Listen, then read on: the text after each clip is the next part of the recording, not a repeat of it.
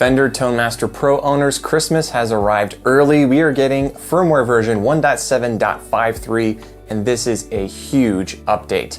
Probably the biggest update since 1.4. We're getting new process improvements, we're getting new amp models, we're getting all kinds of new effects, including drives, reverbs, delays, and even some extra synth effects. In this video, we're going to go through all of the new updates, unpack them, give you some quick tone demos. We're not going to go really in depth on this video. I will be doing that in a future release. Let's see what is packed into version 1.7 and why now is the perfect time to buy a Fender ToneMaster Pro and upgrade yours if you're an existing owner. Let's go.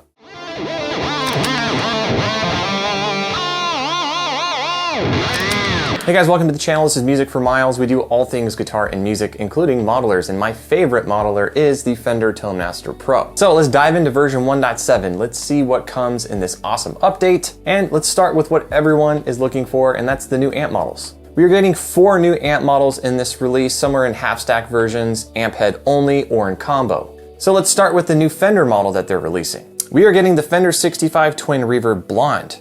Now, this is a mid-60s stage favorite for artists. It's prized for producing quintessential Fender clean tone with reverb and vibrato effects. This model is based on the Blonde version that includes 2 Celestion G1265 creamback speakers for a smoother, warmer tone. There's also an amp head only version if you want to pair this with other cabs or do the stereo dual cab setup.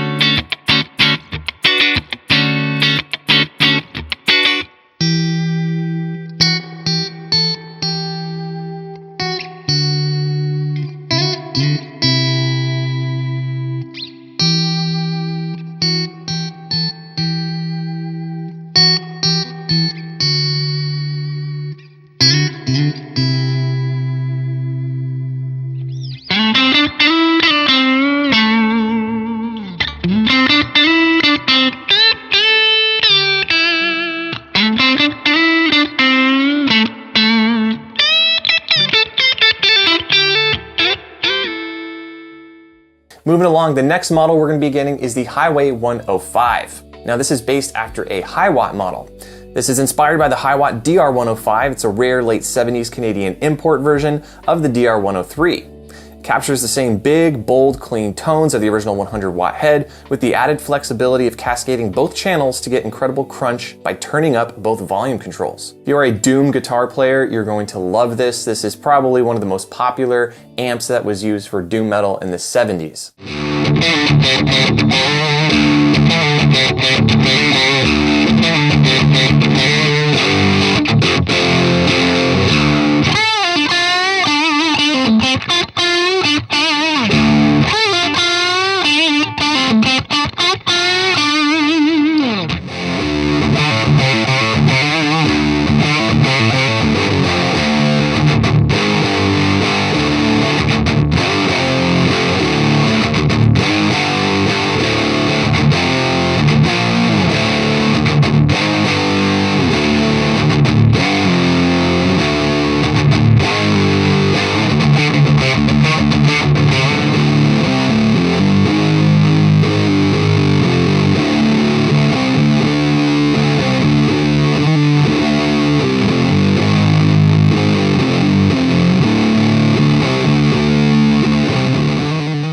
Moving on, the next amp model we are getting is the Petrol. I am super excited about this one. It's modeled after the Diesel VH4, one of my favorite amps.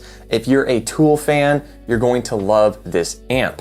It's inspired by the 3-channel Diesel VH4. This high gain head has become a mainstay for hard rock and metal because of its low end, aggressive mid-range, and crushing tone. You get gain, bass, middle, treble, presence, and master. And this is specifically modeled after channel 3 on the VH4. And now we have so many options for high gain players on the ToneMaster Pro.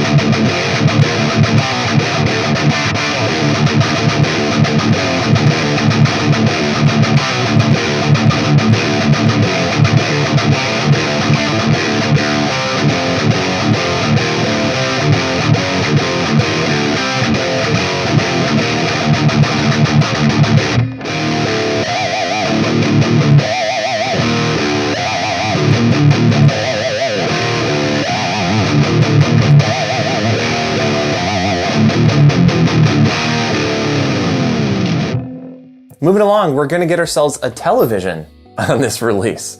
No, not really, but it is the Bassman TV from Fender. From the cult classic Bassman TV series, this bass combo offers a classic Fender tube tone with warmth, bite, and the unmistakable low end of a 15-inch speaker. Your controls include the bright switch, gain, bass, mid, treble, volume, and a deep switch. Also includes an amp head only version if you'd like to pair it with a different speaker cab that is not a 15-inch speaker. I'm not super familiar with the Bassman TV series, but it does indeed look like a television.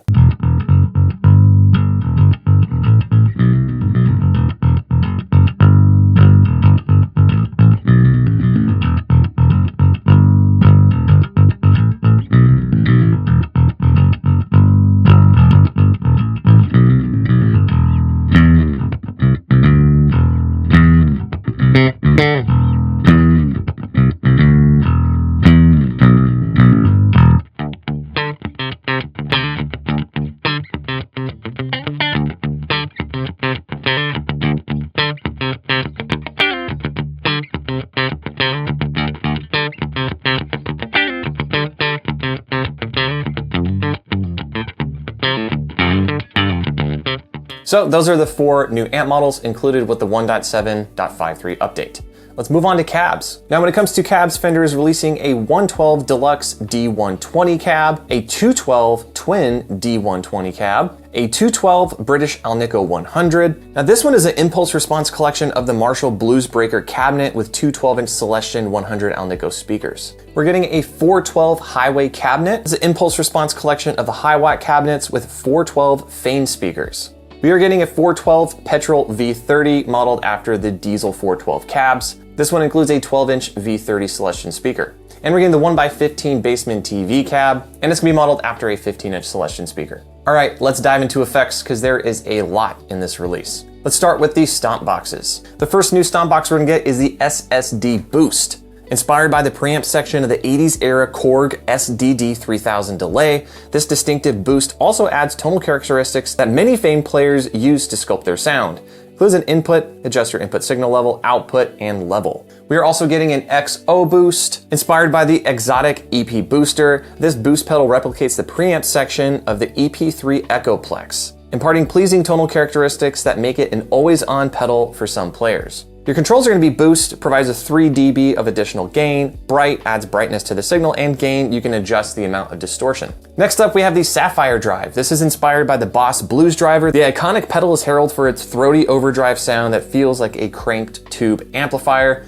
So blues players, this is going to sound great in front of like a Twin Reverb. And finally, we are getting the Namaste Drive. Inspired by the Hermida Audio Zen Drive, this pedal delivers lush, amp-like overdrive that feels alive under your fingers. Think buttery, smooth gain with rich harmonics, responsive dynamics that let your guitar sing with vintage boutique character. So that's the 4 new overdrive effects that you're getting with the update.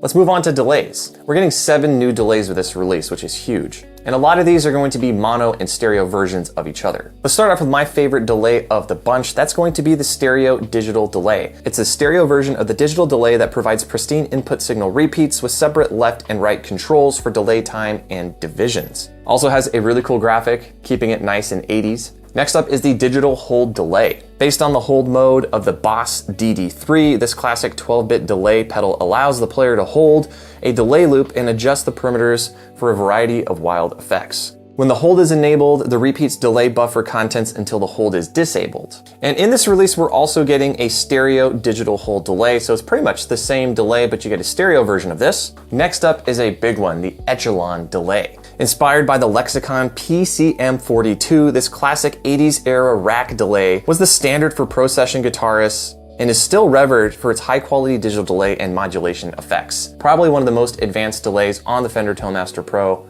as of this release. And of course, we're getting a stereo version of this rack mounted delay. So this will be the stereo version of the Echelon delay effect with separate left and right controls for delay time, tap division, as well as stereo mode options. Extremely powerful stuff going on here with the Echelon delay. You guys really need to check this one out. It sounds amazing with any clean amp. Then speaking of rack mounted delays, we're also getting the Prime delay. Now this is inspired by the Lexicon Prime Time delay. This late 70s delay was one of the first time-based rack units to offer 12-bit digital delay with modulation. And of course, we're getting a stereo version. So the stereo version of the Prime delay effect is going to include separate time and tap division controls for delays A and B, as well as a stereo mode option. And that wraps up all of the delays included with this release. Huge, really high quality and very complex delays are included. Moving on from delay, let's talk about reverb. In 1.4, we got all kinds of really cool reverbs. We're getting 4 new reverb models with 1.7, starting off with the Vast Convolution Chamber. Now this one's gonna be for all of you goths out there. This is a deep and cavernous reverb. This reverb envelops the sound in immense and complete darkness. You're gonna have control over your mix, your pre-delay, your low cut, treble, wide switch, and your spillover.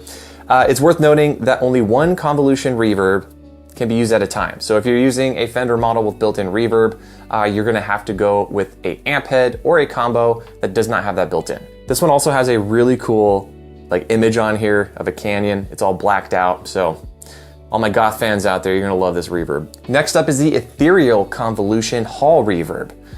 Soar above the clouds with this angelic convolution hall reverb with not of this world sounds. You're gonna have control over your mix, your pre-delay, your low cut, your treble, your wide switch, and your spillover. Again, same thing with this reverb. Any convolution reverb, you can only use one at a time, so make sure that the combo or the head that you're using does not have one built in. Up next is the Retrograde Convolution Hall Reverb. Feel like you're traveling backwards in time with this spacious and atmospheric convolution reverb. You're gonna have controls over your mix, your pre-delay, low cut, treble, wide switch, and spillover. This one has some really cool kind of space graphics on the front. And finally, the last reverb that's included in this release is the Alkaline Convolution Plate Reverb. So color tones with the right shade of reverb for rhythm or for lead work using the subtle but flexible plate reverb. You're gonna have control over the mix, pre-delay, low cut, treble, wide switch, and your spillover. If you guys are into atmospheric ambient effects, this release is awesome. You're getting so many options with delays and reverbs that you can combine together to get some really crazy sounds. All right, let's move on to the last 2 categories of effects, EQ and synth. Starting off with EQ. Now I'm super excited about this one. It's the EQ5 Parametric, studio grade tone sculpting EQ with 5 adjustable bands, each with selectable filter types and bypass controls.